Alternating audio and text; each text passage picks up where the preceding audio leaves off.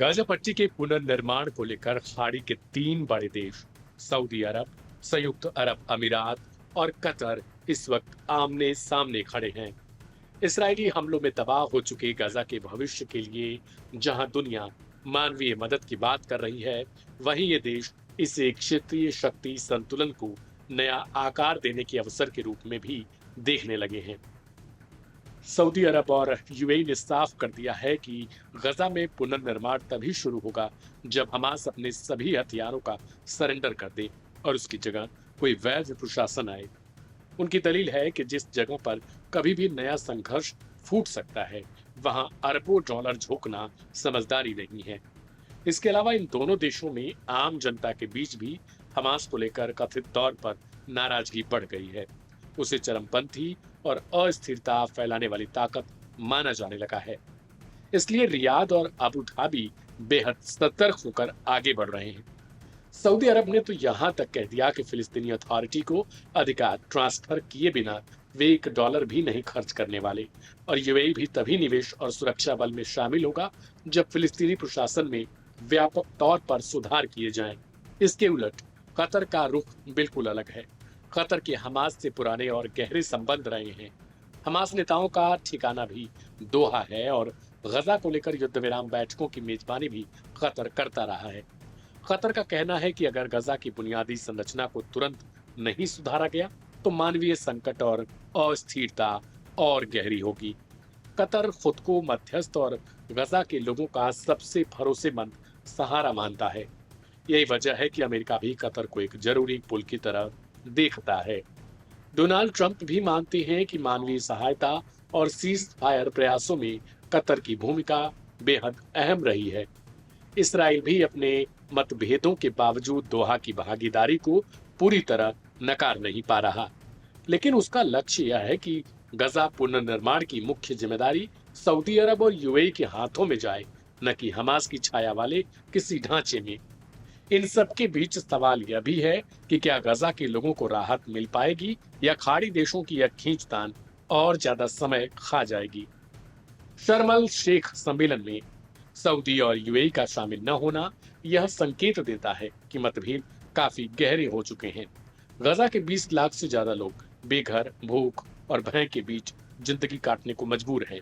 अस्पताल, स्कूल, पानी और बिजली जैसी बुनियादी जरूरतें खंडहरों में तब्दील हैं। एक और हमास के हथियारों का मुद्दा है, दूसरी ओर वहां की जनता की सांसें अटकी हैं। अगर जल्द कोई बीच का रास्ता नहीं निकला तो यह विवाद गाजा की तबाही को और लंबा कर देगा। अब दुनिया देख रही है, क्या खाड़ी देशों के राजनीतिक हित गजा के मासूम लोगों के जीवन से ऊपर रहेंगे या कोई फैसला ऐसा होगा जिसमें इंसानियत की जीत हो पाएगी।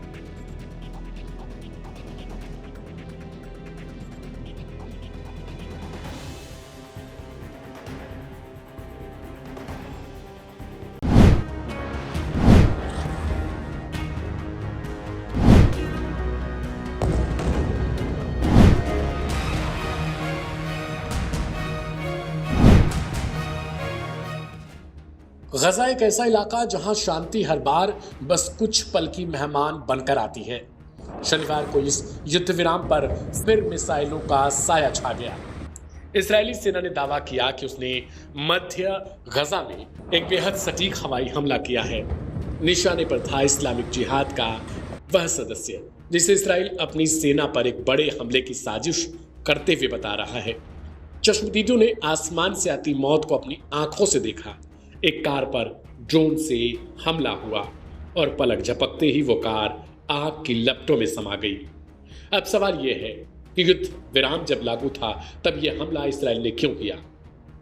इसराइल की तरफ से जवाब दिया गया, हमारे सैनिकों पर आसन्न खतरा था, उसे रोकना जरूरी था। लेकिन इस तर्क से तनाव का ताप और बढ़ जाता है। वहीं दूसरी तरफ अमेरिका से भी अब बड़ा दबाव तैयार होने लगा। अमेरिकी राष्ट्रपति डोनाल्ड ट्रंप ने हमास को बेहद कड़े शब्दों में चेतावनी दी है।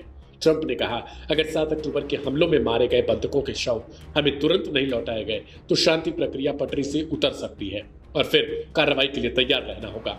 लेकिन सवाल ट्रंप की इस चेतावनी पर भी खड़े हुए कि इस्राइल हमले कर रहा है तो फिर एक तरफा हमास को ऐसे शब्दों का इस्तेमाल क्यों।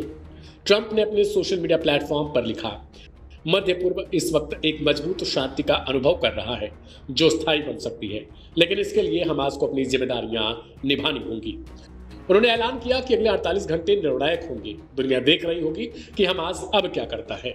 डोनाल्ड ट्रंप की इस चेतावनी के बाद मिस्र भी हरकत में आ गया है। मिस्र की एक विशेषज्ञ टीम गाजा पहुंच चुकी है ताकि उन 13 बंधकों के शवों को ढूंढा जा सके जिनकी मौत की पुष्टि पहले ही हो चुकी है। इस मिशन को इस्राइल के प्रधानमंत्री बेंजामिन नेतन्याहू ने व्यक्तिगत मंजूरी दी है। इस्राइल का कहना है इस टीम का काम सिर्फ शवों की पहचान और लोकेशन पता करना है, इससे ज्यादा कुछ नहीं। लेकिन असल मामला यहाँ पेचीदा हो जाता है। इस्राएली मीडिया की रिपोर्ट बताती है कि हमास जानबूझकर शवों को रोक कर रख रहा है। चैनल 12 की रिपोर्ट का दावा है कि कम से कम 10 शव ऐसे हैं जिन्हें हमास तुरंत लौटा सकता है, पर वो ऐसा नहीं कर रहा और यही कदम 9 अक्टूबर के युद्ध विराम समझौते का उल्लंघन माना जा रहा है। जबकि दूसरी तरफ हमास का कहना है कि इस्राएल के मीडिया चैनल लगातार फेक और नैरेटिव चला रहे हैं जिससे हमास के खिलाफ एक माहौल बनाया जा सके। और जैसा कि शुरुआत से बेंजामिन नेतन्याहू की सरकार चाहती है कि युद्ध विराम न हो बल्कि सिर्फ युद्ध चलता रहे, कुछ वही अंदाज इनके चैनलों का भी है। सूत्रों के मुताबिक मध्यस्थ देशों यानी मिस्र, कतर और संयुक्त राष्ट्र के बढ़ते दबाव के बाद हमास रविवार को 2 और शव लौटाने पर विचार कर रहा है। लेकिन परिवारों के दिलों में चिंता यह है कि अगर हमास लोकेशन बता सकता है, अगर कुछ परिजनों को जानकारी दी जा चुकी है तो फिर इंतजार किस बात की। गजा के आसमान में ड्रोन की आवाज और जमीन पर बधाई जारी रही कूटनीति दोनों मिलकर इस संघर्ष को और पेचीदा बना रही है। हर तरफ एक ही भावना है, घड़ी की सुइयां तेजी से दौड़ रही हैं और अगले कुछ घंटों में यह तय हो जाएगा कि शांति की हल्की सी बची किरण बुझ जाएगी या एक नई सुबह रास्ता बनाकर फिर लौट आएगी।